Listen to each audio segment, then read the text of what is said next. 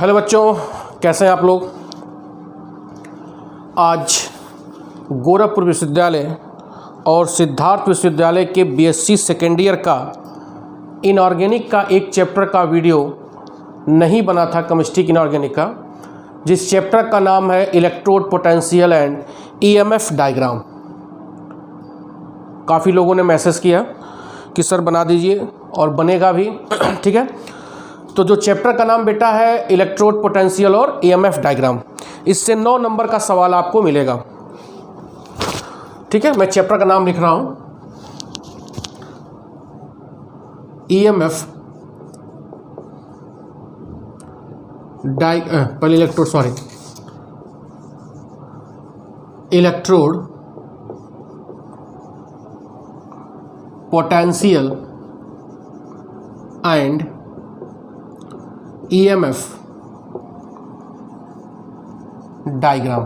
ठीक है, electrode potential and EMF diagram chapter का नाम है, जो गोरखपुर विश्वविद्यालय और सिद्धार्थ विश्वविद्यालय या फिर जो बाहर के भी यूनिवर्सिटीज़ हैं उनमें भी ये चैप्टर है। ठीक है, आओ देखते हैं।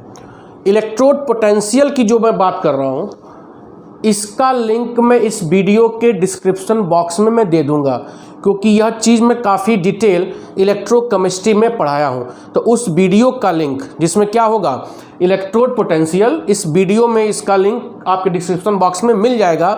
आप वहाँ पे क्लिक करके इलेक्ट्रोड पोटेंशियल अच्छी तरह से समझ सकते हैं, क्योंकि बीएससी से ज़्यादा मैं उसमें पढ़ाया हूँ। बात समझ में आ रही है। दूसरी बात कि जो यह वीडियो बन रहा है, इस वीडियो को आपको पूरा देखना होगा, अदरवाइज आपसे सवाल नहीं लग पाएगा, क्योंकि सारा खेल यहाँ का है। ठीक है, रटने वाली कोई चीज़ नहीं है, केवल दिमाग लगाना है। दिमाग लगाने के लिए वीडियो आपको पूरा देखना पड़ेगा। नोट्स मैं आपके लिंक में दे दूंगा, पीडीएफ नोट्स। ठीक है, बात समझ में आ रही है। तो इलेक्ट्रोड पोटेंशियल का वीडियो का लिंक मैं डिस्क्रिप्शन बॉक्स में दूंगा, वह वीडियो आपको देखेंगे तभी इलेक्ट्रोड पोटेंशियल से सवाल आता है लिखने के लिए। मेरी बात समझ में आ रही है ना। तो हम टॉपिक जो शुरू करेंगे, उस टॉपिक का क्या नाम है, ईएमएफ डायग्राम। ईएमएफ डायग्राम समझो। ठीक है, सवाल क्या पूछेगा, what is the EMF diagram and discuss the application of EMF diagram. पहला सवाल जो लॉन्ग क्वेश्चन होगा कि ईएमएफ डायग्राम क्या होता है, इसके कौन कौन से एप्लीकेशन है, कुल 5 एप्लीकेशन मैं यहाँ डिस्क्राइब करूंगा। ठीक है, और इन एप्लीकेशंस पे एक न्यूमेरिकल आता है। तो आज बेटा हम ईएमएफ डायग्राम देखेंगे और इसका एप्लीकेशन देखेंगे, और इसके बाद अगला वीडियो इसी का जो बनेगा, यह वीडियो नंबर 1 होगा। ठीक है, और जो अगला वीडियो बनेगा वह वीडियो न्यूमेरिकल का होगा। 3 नहीं 4 न्यूमेरिकल है, एक बड़ा वाला करा दूंगा, उसी पे आप पूरा सब कर लोगे। ठीक है, और कोई दिक्कत होगा तो आप कॉल करके व्हाट्सएप पे सवाल पूछ सकते हो। ठीक है, आओ ईएमएफ डायग्राम जो होता है, एक लाइन में समझो, it is the single diagram, it is the single diagram of various oxidation state of an element. परिभाषा आपको नोट्स में मिलेगा, सब कुछ नोट्स मिलेगा, लेकिन आपको समझना है। ईएमएफ डायग्राम एक सिंगल डायग्राम होता है, किसका, एलिमेंट के वेरियस ऑक्सीडेशन स्टेट का। ठीक है, जैसे समझो, जैसे मान लो बेटा है ए ने एक इलेक्ट्रॉन लूज किया, यह एक सेल रिएक्शन हुआ। ए प्लस है, ए प्लस ने एक इलेक्ट्रॉन लूज किया तो यहां पर 2 प्लस आया। A2 प्लस ने एक इलेक्ट्रॉन लूज किया तो इसके ऊपर क्या आया, 3 प्लस। ठीक है, ध्यान दो, एलिमेंट एक ही है, लूज किया तो 1 प्लस आया, 1 प्लस लूज किया तो 2 प्लस आया, 2 प्लस लूज किया तो 3 प्लस आया। ठीक है, यहाँ पर इलेक्ट्रोड पोटेंशियल की वैल्यू मान दे दिया गया है x वोल्ट इस रिएक्शन का, इसका दिया गया है y वोल्ट, इसका दिया गया है z वोल्ट। ठीक है, तो एक ही एलिमेंट के वेरियस ऑक्सीडेशन स्टेट का जो यह सेल रिएक्शन हुआ, अब इन सेल रिएक्शन या various oxidation state of an element को एक सिंगल डायग्राम के रूप में प्रदर्शित करना ही क्या कहलाता है, ईएमएफ डायग्राम। कैसे, देखो ए से कहाँ जा रहा है, ए प्लस से कहाँ जा रहा है, A2 प्लस से कहाँ जा रहा है, A3 plus. This is the EMF diagram of A, EMF diagram of A. ठीक है, याद क्या रखना है, जैसे यहाँ पर A2 प्लस यहाँ आया, A2 प्लस यहाँ आया, ये नहीं कि A2 प्लस को 2 बार लिखेंगे, नहीं, एक ही बार लिखना है। A प्लस 2 बार आया ना, ये नहीं कि 2 बार, नहीं, एक ही बार। ठीक है, A से A प्लस से A2 प्लस से A3 प्लस। ठीक है, दूसरी बात कि किसी भी ईएमएफ डायग्राम में जो लोअर ऑक्सीडेशन स्टेट होता है, lower oxidation state written on left side and higher oxidation state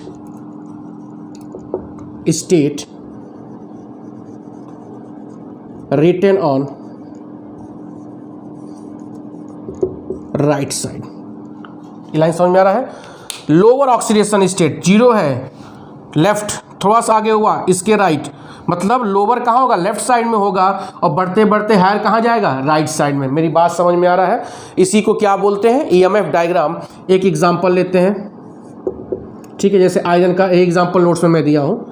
Fe2 plus 2 electron accept किया, कहाँ चला गया, Fe। यहाँ E0 की वैल्यू दी गई माइनस 0.44 वोल्ट। ठीक है, बात समझ में आ रहा है, बोलो। अब देखो Fe3 प्लस 3 इलेक्ट्रॉन लूज किया, एक्सेप्ट किया, कहाँ चला गया, Fe में।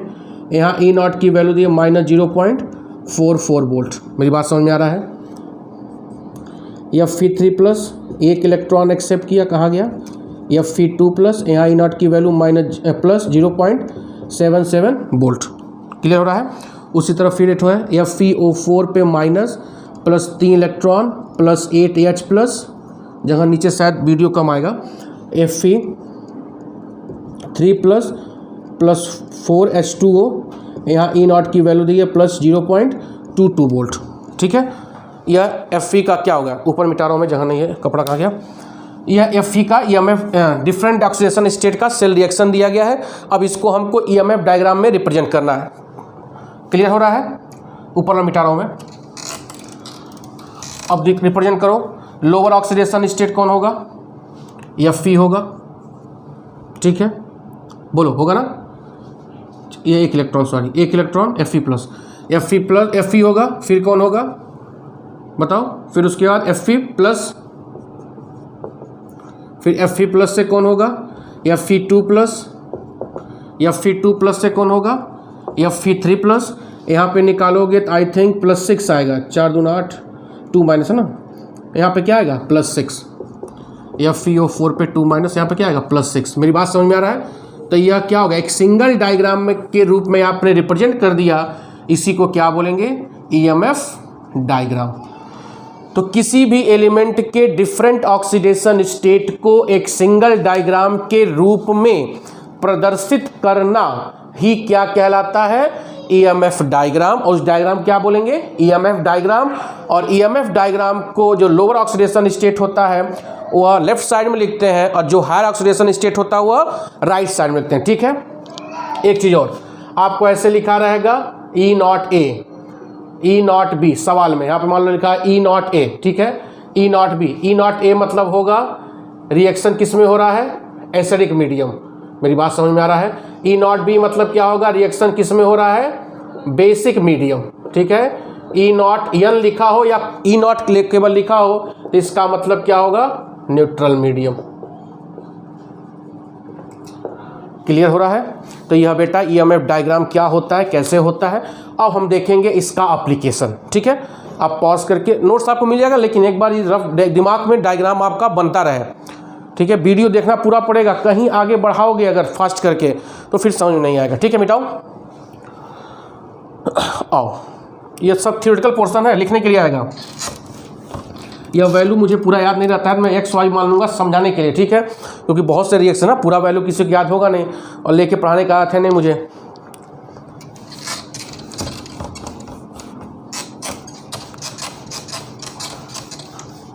ठीक से पढ़ना नहीं तो हैप्पी बर्थडे हो जाएगा एग्ज़ाम में, और एग्ज़ाम होगा। अतन अब घर बैठ के पढ़ना शुरू कर दो, थर्ड ईयर में पहुंचना बड़ा मुश्किल हो जाएगा। ठीक है, अगली जो हेडिंग होगी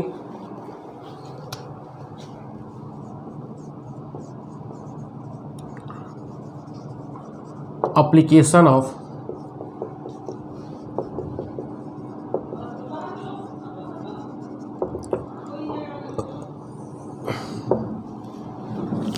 ठीक है, पहला एप्लीकेशन देखो, पहला होगा टू कैलकुलेट, सब हेडिंग है, the calculate the value of E not of a various cell with the help of given E naught of a various cell reaction। ठीक है, E naught of cell reaction, various मत करो, cell reaction with the help of given E naught of various cell reaction। मतलब क्या कह रहा है, देखो, जैसे मानो A से हम कहाँ गए, A प्लस E नॉट की वैल्यू x वोल्ट दिया गया है। A प्लस से आप कहाँ गए, A2 प्लस, यहाँ E नॉट की वैल्यू क्या दिया है, y वोल्ट। ठीक है, यहीं तक दिखाई दे रहा होगा बोर्ड। और A2 प्लस से कहाँ जा रहे हैं, A3 प्लस। यहाँ पर E नॉट की वैल्यू आपको कैलकुलेट करना है, तो इस E नॉट की वैल्यू कैलकुलेट करना है with the help of given E not of various cell reaction. Heading का समझ में आ रहा है, जैसे पहला है, दूसरा है और तीसरा है, तो तीसरा का ई नॉट आपको कैलकुलेट करना है पहले और दूसरे के जो गिवन ई नॉट आपको दिया गया है।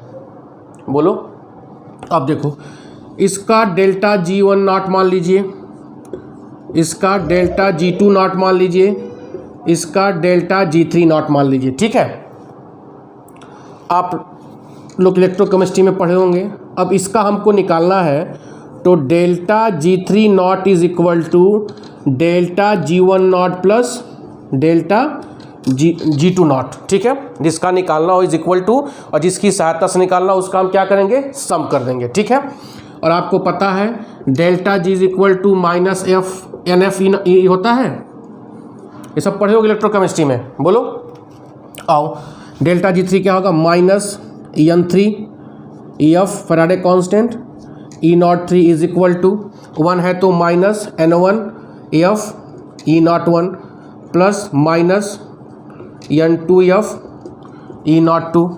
बोलो, यह प्लस हो जाएगा, F तो कट ही जाएगा यार, हाँ, तो N3 into E not 3 is equal to N1 into E plus N2 E not 2। ठीक है, यहाँ से क्या होगा, E not 3 is equal to क्या होगा, N1 E1 plus N2 E2 upon N3। समझ में आया, एकदम सिंपल है। E3 कैलकुलेट करना था, वेयर N क्या होगा, N is equal to number of electrons. अब देखो, यहाँ N1 की वैल्यू क्या होगा, ध्यान दो, N1 की वैल्यू एक चाहे लूज करे चाहे एक्सेप्ट कर रहे, उससे हमसे मतलब नहीं है, बस इलेक्ट्रॉन पहचानना है। N1 की वैल्यू एक इलेक्ट्रॉन लूज कर रहा है, तो N1 की वैल्यू यहाँ पर 1 होगा, और E1 की वैल्यू x। ठीक है, यहाँ N2 की वैल्यू क्या होगा, एक इलेक्ट्रॉन लूज कर रहा है, N2 की value 1 into y upon N3 की वैल्यू क्या होगा, बोलो, 2 से 1। समझ में आ रहा है, मतलब कितना इलेक्ट्रॉन इन्वॉल्व हो रहा है, कितना इलेक्ट्रॉन यहाँ से इन्वॉल्व है। यहाँ 1 प्लस से कर दो 3 प्लस, सॉरी, तो यहाँ N3 की वैल्यू 1 प्लस से कितना होगा, 3 प्लस, N3 क्या हो गया, 3 प्लस। बोलो, तो N मतलब क्या होगा, कितना नंबर ऑफ इलेक्ट्रॉन लूज कर रहा है, कितना नंबर ऑफ इलेक्ट्रॉन गेन कर रहा है। ठीक है, आपको न्यूमेरिकल में ये चीज़ अच्छी तरह से, एक छोटा सा न्यूमेरिकल में दिया हूँ, उसमें आपको अच्छी तरह समझ में आएगा। N is the number of electron involve in the reaction either oxidation और रिडक्शन। ठीक है, क्लियर हो रहा है। और ये वैल्यू आपको दी जाएगी। तो पहला क्या था, ई नॉट कैलकुलेट करना था with the help of various given E not of various cell, ठीक है। दूसरा पढ़ा जाए।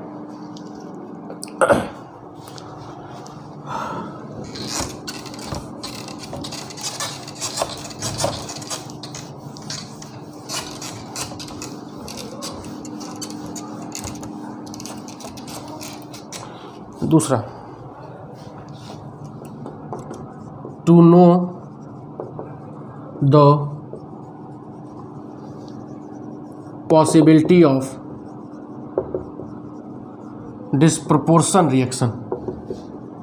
डिस्प्रपोर्शन रिएक्शन मतलब क्या होता है, एक ही एलिमेंट का या एक ही किसी का भी साइमल्टेनियस, मैं लिख दे रहा हूं, पढ़े भी होगे, simultaneous oxidation and reduction of an element is known as disproportion reaction. तो आपको ऐसे सवाल दे दिया जाएगा और आपको कैलकुलेट करके बताना होगा क्या इस एलिमेंट का डिस्प्रपोर्शन पॉसिबल है कि नहीं पॉसिबल है, ठीक है। तो फार्मूला क्या होता है, E naught cell is equal to E naught cathode minus E naught anode. ये तो पढ़े हो गया, पढ़ते भी आ रहे शुरू से। E naught cell is equal to E naught cathode minus E naught anode. Cathode पर क्या होता है, रिडक्शन होता है, यह चीज़ आपको पता है। एनोड पर क्या होता है, ऑक्सीडेशन होता है। जैसे देखो ए प्लस ए गया, ठीक है, ए प्लस ए टू प्लस गया, ए प्लस ए में जा रहा है तो यहाँ पर क्या हो रहा है, रिडक्शन हो रहा है। ए प्लस ए टू प्लस में जा रहा है तो यहाँ पर क्या हो रहा है, ऑक्सीडेशन। इसको जोड़ो, यहाँ पे क्या हो जाएगा, 2a plus give rise a plus into A two plus. अब यहाँ क्या हो गया, रिडक्शन हो रहा है रिडक्शन। यहाँ पर यह क्या हो गया, ऑक्सीडेशन हो गया। तो एक ही एलिमेंट का यहाँ पर रिडक्शन भी हो रहा है, यहाँ पर क्या हो रहा है, ऑक्सीडेशन हो रहा है। तो पता करना है क्या यह डिस्प्रपोर्शन पॉसिबल है कि नहीं पॉसिबल है, ठीक है। यहाँ पर वैल्यू आपको दी जाएगी, या मान लो x वोल्ट दिया हो, या मान लो कितना दिया हो, y वोल्ट, ठीक है। अब देखो यहाँ रिडक्शन हो रहा है तो मतलब ये किसकी तरह काम कर रहा है, कैथोड की तरह काम कर रहा है, ठीक है। और यहाँ पर ऑक्सीडेशन हुआ तो यह किसकी तरह काम कर रहा है, ऑक्सीडेशन। तो कैथोड की तरह काम कर रिडक्शन हो रहा है तो यह वैल्यू यहाँ रखेंगे, यह वैल्यू यहाँ रखेंगे x, यह रखेंगे y, ठीक है, जो भी वैल्यू हो। अगर वैल्यू रखने पर ई नॉट सेल की वैल्यू पॉजिटिव आ गई, ई नॉट सेल की वैल्यू पॉजिटिव आ गई तो यहाँ पर डिस्प्रपोर्शनेशन होगा, डिस्प्रपोर्शनेशन होगा।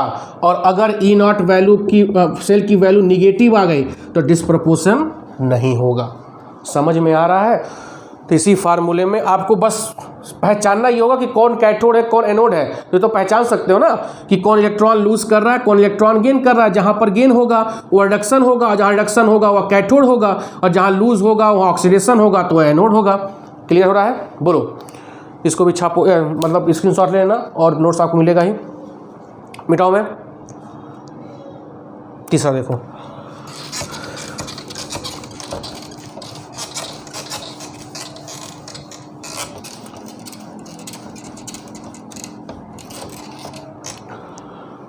तीसरा देखना हमको कि किसी टू नो द ऑक्सीडेशन और रिडक्शन ऑफ स्पीसीज, किसी स्पीसीज का ऑक्सीडेशन रिडक्शन पॉसिबल होगा कि नहीं होगा। ठीक है, सेम सब प्रोसेस होगा। अगर ई नॉट की वैल्यू पॉजिटिव है तो उसका ऑक्सीडेशन रिडक्शन क्या है, पॉसिबल होगा। क्या होगा, पॉसिबल होगा। Same formula. और ई नॉट की वैल्यू क्या है, निगेटिव आ रही है तो उसका ऑक्सीडेशन और रिडक्शन पॉसिबल नहीं होगा। जैसे मान लो है Tl3+, यही सवाल पूछा हुआ है Tl, ठीक है। यहाँ ई नॉट की वैल्यू मान लो दिया हो पॉजिटिव, Tl2+ से जा रहा है, Tl यहाँ ई नॉट की वैल्यू दिया हो निगेटिव, ठीक है। तो पूछेगा कि पहला रिएक्शन होगा कि नहीं होगा, दूसरा रिएक्शन होगा नहीं होगा। तो बेटा यहाँ पर क्या हो रहा है, रिडक्शन हो रहा है, यहाँ पर भी क्या रिडक्शन हो रहा है।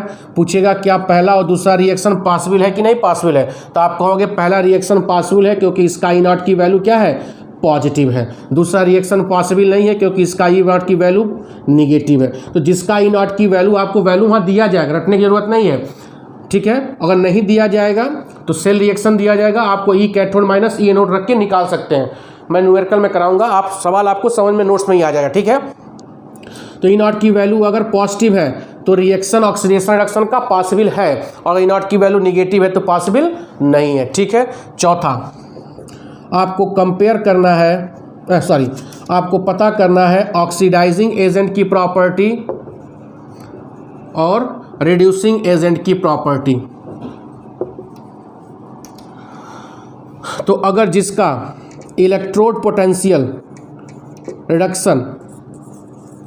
रिडक्शन इलेक्ट्रोड पोटेंशियल, आईपीएसी किसको मानता है, ये सब रिडक्शन इलेक्ट्रोड पोटेंशियल वैल्यू दी गई है। अगर जिस एलिमेंट का रिडक्शन इलेक्ट्रोड पोटेंशियल की वैल्यू पॉजिटिव है तो रिडक्शन इलेक्ट्रोड पोटेंशियल की वैल्यू पॉजिटिव मतलब वो रिडक्शन करेगा, तो उस मतलब वो क्या होगा, बेटर ऑक्सीडाइजिंग एजेंट होगा। नहीं सुना? अरे यार, जो एलिमेंट इलेक्ट्रॉन लूज करता है तो ऑक्सीडेशन हो गया, और जो इलेक्ट्रॉन एक्सेप्ट करता है वह क्या होगा, रिडक्शन हो गया। तो ऑक्सीडेशन पोटेंशियल, तो जिसका ऑक्सीडेशन हो रहा है वह रिड्यूसिंग एजेंट होगा, बोलो। और जिसका रिडक्शन हो रहा है उसको क्या होगा, ऑक्सीडाइजिंग एजेंट। तो जिसका रिडक्शन पोटेंशियल की वैल्यू क्या होगी, पॉजिटिव होगी, वह क्या होगा, ऑक्सीडाइजिंग एजेंट होगा।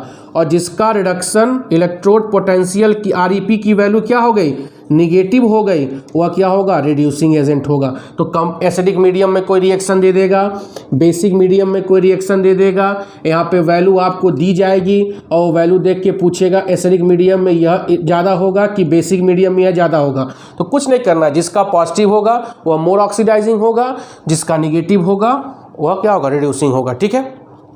एक और ले लो, पांचवा एप्लीकेशन।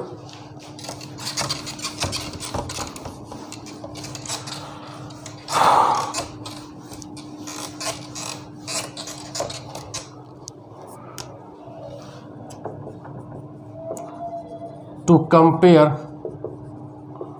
द स्टेबिलिटी, जिसका ई नॉट की वैल्यू लोअर होगी, कम होगी, और जिसका ई नॉट की वैल्यू हायर होगी। तो बेटा ई नॉट की वैल्यू लोअर है तो वह लोअर मतलब क्या होगा, रिएक्शन नहीं करना चाह रहा है, तो वह क्या होगा, मोर स्टेबल होगा। वह क्या होगा, मोर स्टेबल होगा। और जिसका ई नॉट की वैल्यू हायर होगी मतलब वो आगे प्रोसीड करना चाह रहा है, वह क्या होगा, लेस स्टेबल होगा, ठीक है। तो पूछता है कई सवाल, यह क्यों ज़्यादा स्टेबल है, क्यों मोर लेस स्टेबल है। तो आपको ई नॉट की वैल्यू बस पता करना, जिसका हायर होगा वह क्या होगा, लेस स्टेबल मतलब मोर रिएक्टिव, और जिसका लोअर होगा वह मोर स्टेबल मतलब less reactive. This is the EMF diagram का थ्योरी समाप्त। यह पूरा मैं नोट्स में दिया हूँ, एकदम सिंपल भाषा में आप एकदम समझ सकते हैं। और अगला जो वीडियो होगा एक न्यूमेरिकल, बड़ा सा न्यूमेरिकल होगा, वही न्यूमेरिकल शायद आ भी जाए और उसी पे सारा न्यूमेरिकल आपको मिल जाएगा, ठीक है। कोई दिक्कत होगा तो आप पूछ सकते हैं। बहुत बहुत धन्यवाद। शेयर करिए, सब्सक्राइब करिए, कमेंट जरूर करिए, ठीक है, कमेंट जरूर करिए, ठीक है, लाइक करिए। धन्यवाद।